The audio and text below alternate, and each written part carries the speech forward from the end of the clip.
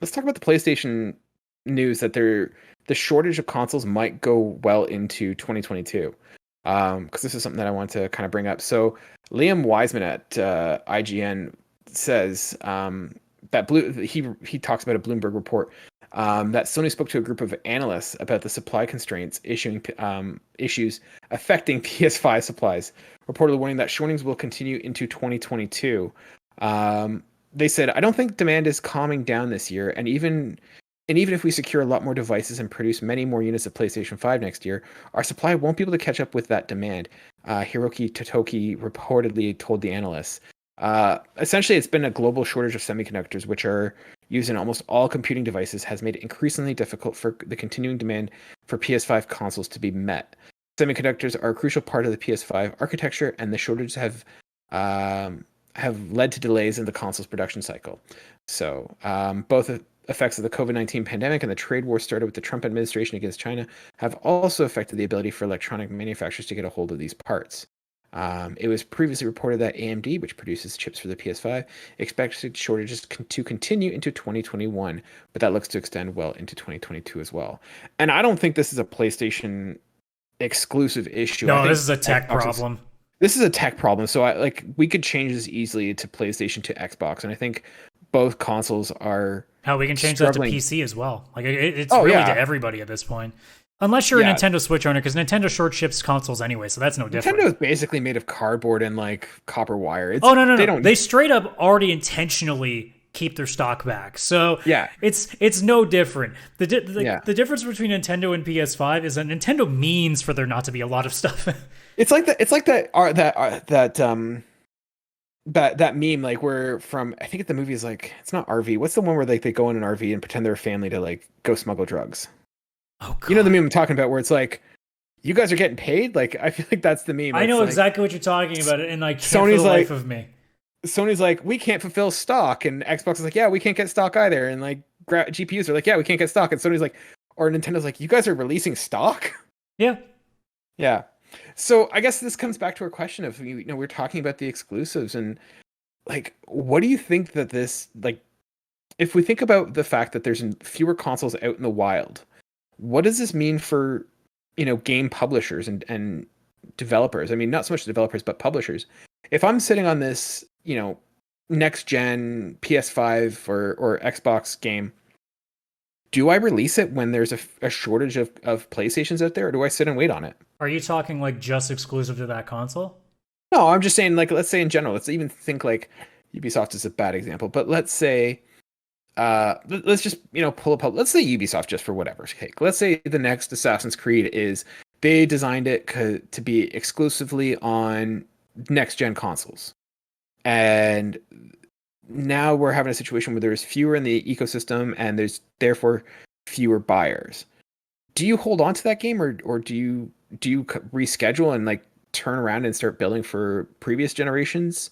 Like, what does this mean for the next generation of games, not necessarily game consoles? If hypothetically you have a game that is supposed to be out at the end of this year, and it was designed specifically for PS5 or Xbox Series X or whatever,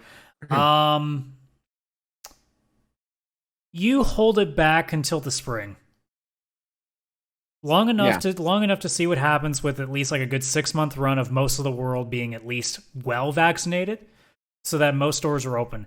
Because here's the thing that I think people are kind of forgetting and not really paying attention to, because we're all busy trying to get stock. They've actually shipped more PS5s, and I'm just using the PS5 example here. They've shipped more PS5s in the same amount of time than PS4s. So the reality is they've actually made more. The difference is the demand is higher, A, because there's more people on the fucking planet, and B, because gaming's a much bigger deal, and then C, because we're all sitting at home with nothing to do, so naturally we want it. So it's a lot easier to want it when you can't go outside and play baseball or any other sport, or go to restaurants every night or whatever, or spend your money elsewhere. There's nothing to do but be inside. So everybody wants a game console, because there's only so many series on Netflix you can binge before you're like, all right, I've seen it.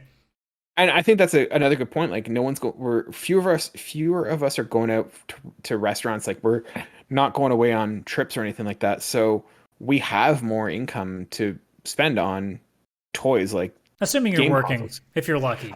Yes. If there are some people who are, struggling and like, have lost their jobs, and that's unfortunate. But like, I would say generally, like for most people, like everyone's expenses are down. Whether your income is down too. I mean, there are people who are going through that, but regardless, I think across the board, most of us, our expenses have gone down just because we're typically not driving anywhere. We're not going anywhere. We're not able to do anything. So, I mean, the hope is obviously too with like say scalpers, because that's been the biggest issue this entire time for a lot of people.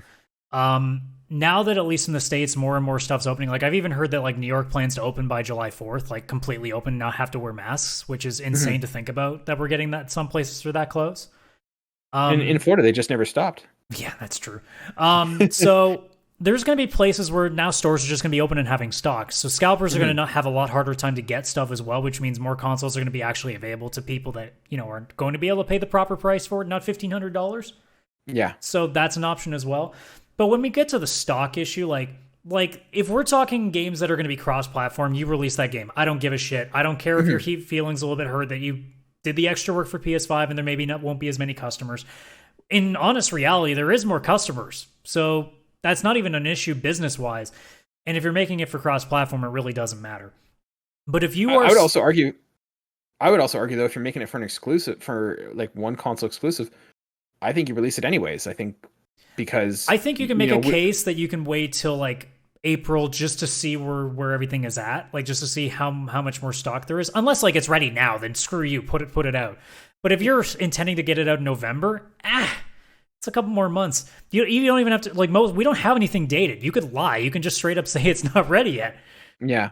See, I don't know. Like I think if it is exclusive, you've probably got some handshakes and some money deals going back and forth across the table that, you know, Xbox or PlayStation are expecting it to get released. Well, let's throw the example of like Sony being first party with their exclusives. If you have Horizon ready in November, push it to April. Who cares?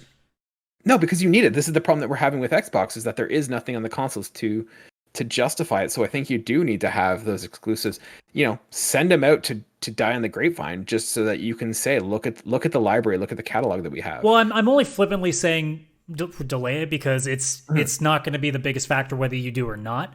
If you feel like you wanted to get it to more customers, then yeah, give it a few more months. Who cares? Because I mean, as gamers, there's so much more stuff out there. Not to mention, there will be other third-party games that will be released around the same time in the holidays. So you'll have plenty to work with. So I'm just talking in those very few cases. Like we're talking the big ones. I'm not talking like, I don't know, like NHL 22. You know, who like release the damn game? Stop. But I disagree. I think if you have something like Horizon, you send it out just so you can put another, you know, flag on your hill to say, look at what if I'm talking as a fan, give it to me and shoot it straight in my veins as soon as you can frickin' put it on the doorstep. I don't care. But I mean, as a business, like if you think it's worth it in the long term just to push it 4 to 6 months just to get a little bit more out of it, why not? You know, if from a business perspective, do what you got to do to make the most money. As long as the game is still going to be amazing, I don't really care when it comes. Because I mean, I'm like, unless you're going to delay it 3 years, like okay, we'll have a bit of an issue. But a few more months, I don't care. Like, I was perfectly happy not having a PS5 to this day, and I could still be patient for it. So, I mean, there's plenty of other else on the market that I can do. Not to mention, like I said, if we're talking a holiday release, there's so much else you can go and grab at the same time. Like, one game is not going to... Now, if everybody decides to push everything from November to March, maybe we're looking a little bit different, but that won't happen. Well, that's a game of chicken, and if we all do that, then that happens. See, I was thinking more from the opposite. I was like, yeah, if it's a, you know, console exclusive, get it out so that you have that, you know, thing that you can market, like, hey, get a PS5 so you can play Horizon Forbidden West or, you know, Halo Infinite or whatever. But I was thinking, yeah, if I was like a third party publisher, I would hold on to it. But you make a good point that, you know, if you are doing it on multi-platform, then it doesn't really matter. You're not going to feel that pinch because you will still have the Xbox and the PlayStation. Well, yeah, it's not like PlayStation 4 has millions upon millions of consumers that can go buy that thing day one. So no, but I was thinking more from the perspective of like, are we going to see more games maybe pivot who weren't planning on doing backwards compatible versions or last? So you're talking like what God of War and Horizon 2, obviously, as two examples did. Yeah. Probably. I think there would be unless like the game is completely dependent on the SSDs, like say a Ratchet is. Yeah. I think there are some games that you're going to be limited to otherwise, but I think most of the games that are going to be specifically exclusive to these consoles, at this point, if you haven't made the decision already to do it, you probably can't. Yeah. Because, I mean, I think, like, any game that we know that isn't announced, you know, they can just say it's for both consoles and they've just secretly been changing their minds behind scenes and we just don't know.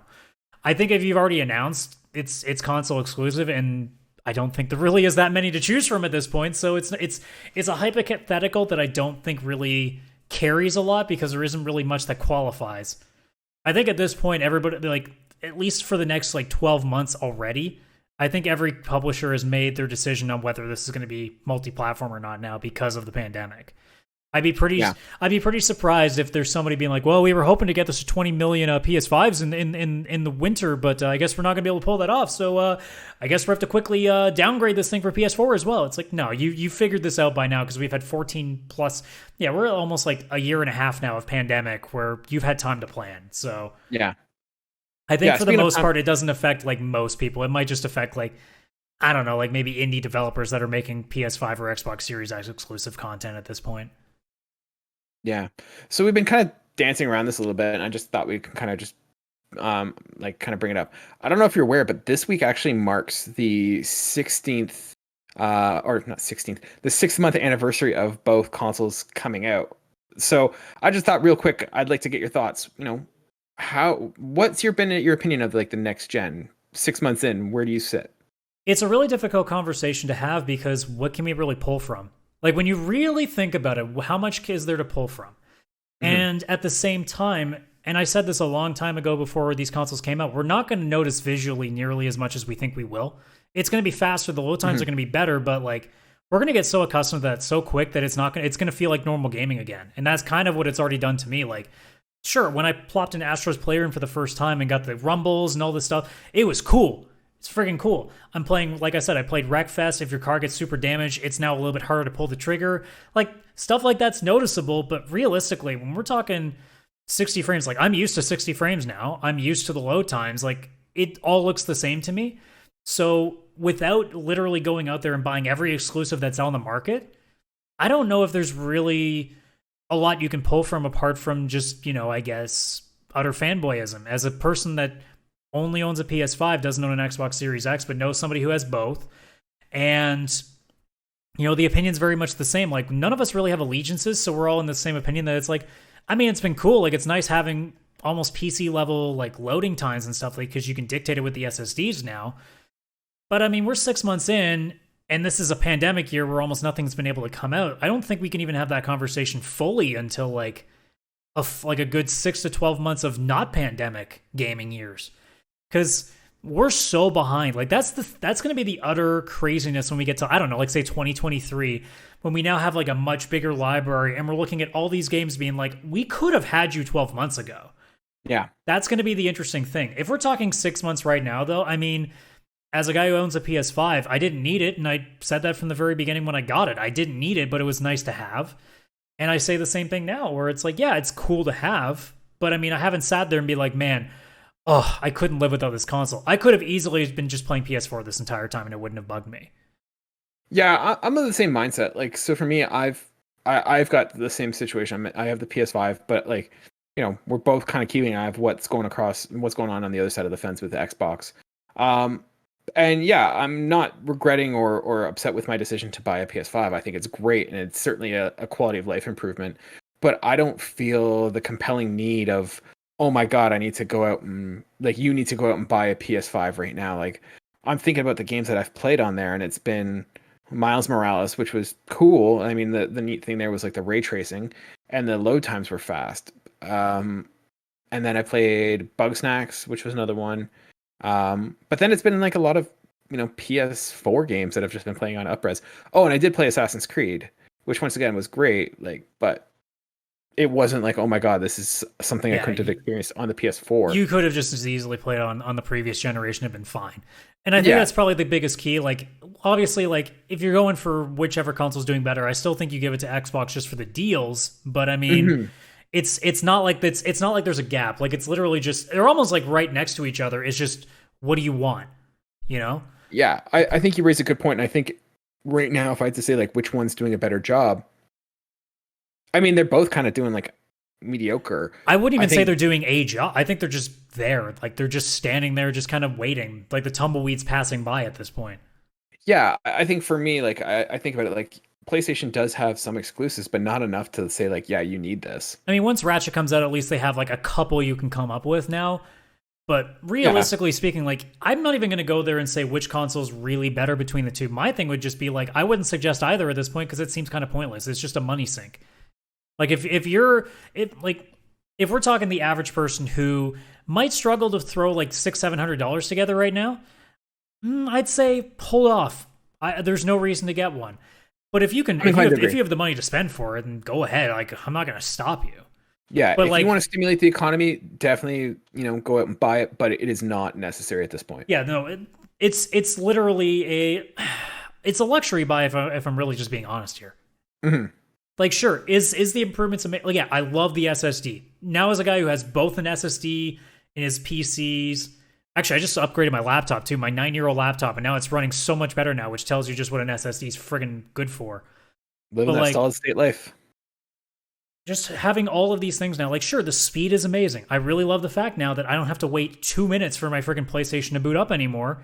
But I mean, it's all little quality of life things. There's nothing that's making me go like, oh my god, this is the greatest thing ever. This isn't like a transition from NES to SNES or to PlayStation for the first time. Like, this is all just minor stuff that will compound in the same way that, like, death by 1,000 cuts will always hit you, but this is the opposite. This is like 1,000 band-aids healing a lot of old wounds that you've had from previous generations of gaming. But like, there's nothing that's sitting here coming from like the heavens above and the light shining above it being like, this is the future. We're not there yet. Like, we're still probably a couple years away from really seeing what these generations are capable of. Obviously, we saw the story today about what PlayStation's new oh my god, VR system's going to be like with 4K and like some of the features that it's going to have. So it seems like the future could be upon us in a couple more years. But as it is, it's 6 months. Like, there's not a whole lot to really dig into yet. Yeah.